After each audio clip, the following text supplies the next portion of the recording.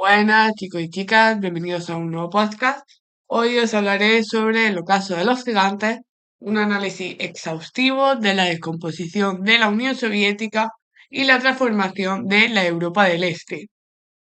El año 1989 no representa simplemente una fecha en el calendario de la Guerra Fría, sino un cambio de paradigma fundamental en la historia de la humanidad.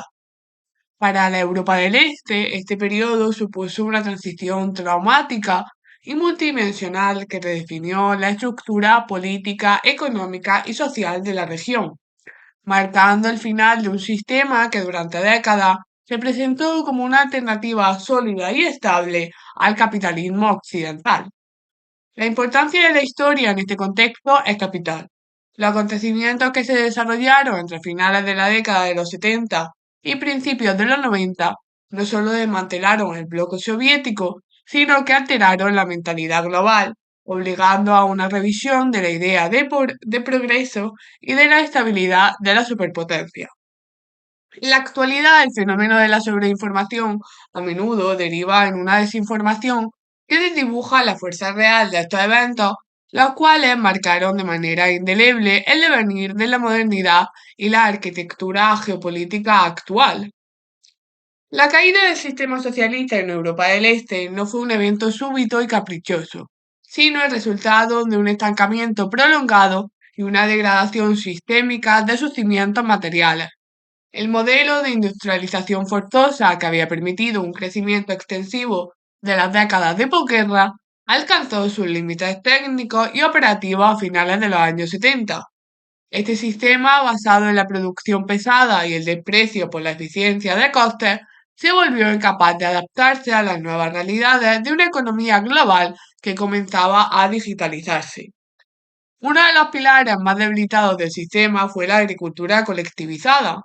La rentabilidad nula de las granjas estatales y colectivas se convirtió en una carga insostenible para los presupuestos nacionales. A pesar de poseer algunas de las tierras más fértiles del continente, países como Polonia se vieron obligados a importar el grano de Occidente, lo que generó una dependencia de divisas extranjeras que el sistema no podía generar de manera orgánica. Esta ineficiencia no solo era económica, sino que se traducía en una degradación constante de las condiciones de vida y de trabajo de la población, provocando que el descontento social se filtrara desde las capas intelectuales hasta el campesinado y el proletariado industrial. El abuso indiscriminado de los recursos naturales fue otra de las causas terminales. La ideología del crecimiento a cualquier precio ignoró sistemáticamente las externalidades ambientales, resultando en una destrucción del medio ambiente sin precedentes en la historia europea. El desastre de Chernóbil en 1986 no fue solo una catástrofe nuclear, sino el símbolo definitivo de la incapacidad administrativa y tecnológica de un régimen que prefería ocultar fallos sistemáticos antes que enfrentarlos con transparencia. La contaminación masiva de ríos, la lluvia ácida en el Triángulo Negro, que era la Alemania, Polonia y Checoslovaquia, y el descenso de la esperanza de vida fueron factores que movilizaron a una naciente sociedad civil preocupada por la supervivencia física más allá de la ideología política. A medida que la base económica se desmoronaba, el aparato político de los partidos comunistas en los años 80 perdía su capacidad para asegurar el monolitismo ideológico. La decadencia se manifestaba en una gerontocracia desconectada de las nuevas generaciones y en profundas divisiones internas entre los sectores inmovilistas y reformistas, que presentían el desastre inminente. La firma del acta final de la Conferencia sobre Seguridad y Cooperación en Europa en Helsinki en 1975 fue paradójicamente el inicio del fin para el control totalitario. Aunque los soviéticos buscaron en Helsinki el reconocimiento de su frontera, acabaron aceptando compromisos sobre derechos humanos que la disidencia utilizó como una herramienta legal legítima contra el sistema. Grupos como COR en Polonia o la Carta 77 en Checoslovaquia comenzaron a exigir que el Estado cumpliera sus propias leyes internacionales, captando el interés y el apoyo del mundo occidental. Esta disidencia logró lo que décadas de resistencia violenta no habían conseguido: una erosión moral del sistema. Intelectuales como Andrei Sakharov y Alexander Solzhenitsyn denunciaron no solo la ineficiencia, sino la bancarrota ética del comunismo, instando a los ciudadanos a no vivir en la mentira. Este despertar de la sociedad civil fue fundamental para que en los momentos clave de 1989 la inteligencia no estuviera sola. Fue apoyada por los jóvenes y por la denominada mayoría silenciosa, que aunque inicialmente pasiva, terminó por volcar la balanza en las calles de Leipzig, Praga o Varsovia. En este tejido de resistencia, las iglesias nacionales desempeñaron funciones variadas pero cruciales. Mientras que en la mayoría de los países su papel fue de acompañamiento discreto, en el caso polaco la Iglesia Católica fue una fuerza de oposición clara y organizada. La estructura eclesiástica proporcionó un espacio físico y simbólico de libertad que el Estado no pudo colonizar. Este papel se vio potenciado exponencialmente con la llegada de Juan Pablo II al trono de San Pedro, quien transformó la demanda de libertad religiosa en un pilar de la lucha contra el totalitarismo. El proceso de descomposición no puede explicarse sin atender a las fuerzas que actuaban desde fuera del bloque, tanto en Moscú como en las capitales occidentales y en el Vaticano. La interacción entre esas fuerzas creó el entorno necesario para que las transiciones fueran en su mayoría pacíficas. El factor externo más influyente fue el giro radical en la política exterior de la URSS bajo el liderazgo de Mikhail Gorbachev. A diferencia de sus predecesores, Gorbachev alentó a los países satélites a aplicar sus propias reformas y, lo más importante, señaló explícitamente que la Unión Soviética no interferiría militarmente en sus decisiones internas. El abandono de la doctrina Brezhnev, que justificaba la intervención armada para defender el socialismo, dejó a los regímenes de Europa del Este sin su último garante de supervivencia, que era el Ejército Rojo. Las actuaciones de la Santa Sede, especialmente desde 1978, fueron determinantes. Juan Pablo II no solo se limitó a la labor pastoral, sino que su objetivo era lograr la libertad religiosa y con ella la libertad política en el este de Europa. Sus viajes a Polonia en 1979 y los años sucesivos actuaron como un test de observancia de los derechos fundamentales, movilizando a millones de personas y otorgando a la oposición una dimensión internacional que los tanques soviéticos no podían silenciar sin provocar un escándalo global inasumible. Simultáneamente se produjo un cambio de actitud en Occidente. Hasta la década de los 70 prevalecía la creencia en la solidez del bloque del Este y en la idea de la convergencia, es decir, que ambos sistemas terminarían por parecerse. Sin embargo, en los años 80, bajo el influjo del liberalismo y la revolución conservadora de Reagan y Thatcher, Occidente rechazó esta noción para afirmar su superioridad moral y económica. Este cambio de mentalidad fortaleció la resolución de los países desarrollados para presionar al bloque soviético a través de la competencia tecnológica y el aislamiento financiero, dejando claro que el este ya no era un igual, sino un sistema en retirada. Mikhail Gorbachev representa una de las figuras más trágicas y complejas del siglo XX. Sus reformas, llamadas Glasnost, apertura, y perestroika, reestructuración, no fueron diseñadas para enterrar el comunismo, sino para inyectarle vitalidad y salvar a la URSS. Sin embargo, al abrir la caja de Pandora de las críticas públicas y la autonomía económica, sin tener un plan de transición coherente, acabó por desatar fuerzas que escaparon a su control.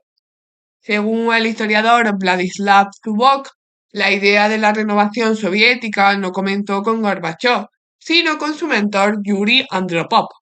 La tesis de Zubok sugiere que bajo un liderazgo como el de Andropov, la reforma podría haberse seguido un camino similar al chino, apertura económica agresiva, manteniendo un control político férreo. Gorbachev, por el contrario, era un reformista, pero no un demócrata en el sentido occidental. Creía sinceramente en el potencial humanista del socialismo, lo que le llevó a una timidez política y a una aversión al uso de la fuerza que resultaron fatales para la integridad del imperio. Dos actuaciones de Gorbachev fueron clave. La primera, el inicio de la reforma interna de la URSS, reconociendo que no podían seguir el ritmo competitivo de los Estados Unidos, especialmente la carrera armamentística, que consumía el 25% de su PIB. Y la segunda, la no intervención militar, cuando el proceso de reforma en los países del este tomó vida propia. Este compromiso con la no violencia, aunque moralmente elogiable, fue visto por los sectores duros del PQS como una traición que dejaba a la URSS sin sus zonas de amortiguamiento defensivo. El Congreso del PESCUS de 1986 fue decisivo para la revisión conceptual del Estado. Se introdujo la idea de interdependencia global basada en la colaboración y el consenso en lugar de la confrontación. No obstante, la realidad económica era desoladora. El nivel de vida fue bajísimo, endeudamiento elevado y una incapacidad administrativa que quedó desnuda tras el desastre de Chernóbil. Las reformas económicas de Gorbachov, permitiendo algunas gestiones privadas y mecanismos de mercado, chocaron con un marco institucional demasiado rígido que no permitía la competencia real. Como señaló Ralph Dahrendorf, uno de los grandes hitos de 1989 fue el redescubrimiento de las culturas políticas nacionales de cada país de Europa del Este. Mientras que los jóvenes derrocaban regímenes porque no sabían que eran imposibles, cada nación trazaba su propio camino hacia la libertad basándose en su historia previa. La caída del bloque no fue uniforme. En Polonia y Hungría el proceso fue el resultado de una negociación entre la élite reformista y la oposición, lo que permitió una transición pacífica y pactada. En la RDA y en Checoslovaquia fueron las movilizaciones masivas las que forzaron la renuncia de los gobiernos en lo que se conoció como la Revolución del Terciopelo. En cambio, en Rumanía, la resistencia del dictador Ceausescu derivó en un estallido de violencia que culminó con la ejecución rápida en Navidad de 1989. Esta diversidad de trayectoria confirma la tesis de que el comunismo fue una capa impuesta sobre realidades nacionales muy distintas. Al retirarse el paraguas soviético, las particularidades históricas de los polacos, húngaros, checos y rumanos volvieron a emerger, rompiendo la ficción del bloque monolítico. Las condiciones que precipitaron estas causas fueron evidentes durante toda la década de los 80. El bloque del Este se estaba quedando atrás en el ámbito tecnológico de manera irreversible. El desplome de los precios de las materias primas, especialmente el petróleo, que pasó de 120 a 24 dólares por barril en 1986, secó la entrada de divisas en la URSS. Además, el ejemplo de China, que bajo Deng Xiaoping comenzaba a renegar de los principios maoístas para abrazar el mercado, enviaba un mensaje poderoso, y es que el sistema de planificación central pura estaba muerto, incluso para los regímenes comunistas más férreos. Hacia 1990, la política de Gorbachev avanzaba hacia un pluralismo político que chocaba frontalmente con las estructuras del Partido Comunista Soviético. Al afectar al partido y al ejército, los dos pilares esenciales de la unidad territorial, el sistema comenzó a quebrarse por las costuras nacionales. En agosto de 1991, el sector ultra del régimen intentó un golpe de Estado para revertir la reforma. El fracaso del mismo ante la falta del liderazgo de los golpistas y la resistencia del pueblo moscovita catapultó a Boris Yeltsin como la nueva referencia política. Yeltsin entendió que para destruir el poder central de Gorbachev debía apostar por la soberanía de la República, empezando por Rusia. El proceso se aceleró en los últimos meses de 1991. En diciembre, Ucrania votó masivamente por su independencia, un golpe mortal para cualquier intento de mantener la unión. El 8 de diciembre, los líderes de Rusia, Ucrania y Bielorrusia acordaron la formación de la Unión de Estados Independientes, declarando que la URSS ya no existía como sujeto de derecho internacional. Finalmente, el día de Navidad de 1991, Gorbachev dimitió y la bandera roja fue arriada del Kremlin. Es frecuente analizar estos sucesos como una desviación de la derecha o un simple colapso económico, pero la realidad es más profunda. El lugarteniente ideológico checoslovaco Vasil Vilak solía ver en la reforma de Gorbachev una traición a los principios fundamentales del sistema. Sin embargo, la comparación entre 1956, 1968 y 1989 revela una ironía trágica. En los dos primeros casos, los intentos de reforma terminaron reforzando un estalinismo renovado porque el centro soviético todavía tenía la voluntad de usar la fuerza. En cambio, en 1989, el deseo de mejorar el sistema acabó por provocar su colapso total porque la voluntad de represión había desaparecido. Los líderes reformistas del 89 consiguieron, en muchos sentidos, lo contrario de lo que pretendían. Gorbachev quería una URSS más fuerte y democrática, pero terminó sin URSS. Los reformistas húngaros y polacos querían un socialismo con rostro humano. Terminaron en un capitalismo de mercado globalizado. Esta dinámica demuestra que los sistemas totalitarios de tipo soviético eran irreformables. Cualquier apertura, por pequeña que fuera, ponía en duda la legitimidad de todo el edificio, llevando inevitablemente al derrumbe. En conclusión, la desintegración de la Unión Soviética y la caída de los regímenes de Europa del Este representan el final de un experimento histórico que marcó el siglo XX. El éxito del 89 no fue solo económico o político, sino un triunfo de la sociedad civil y de la cultura nacional sobre una ideología impuesta por la fuerza. La transición dejó lecciones fundamentales sobre la fragilidad de los sistemas que ignoran los derechos humanos y la eficiencia económica en favor de la ideología.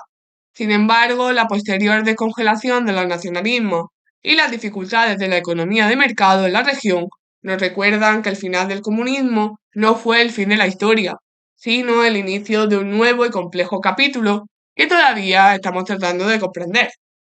La transición de la Europa del Este es, en definitiva, la prueba de que la historia no se puede forzar indefinidamente y que tarde o temprano la realidad se impone sobre los dogmas.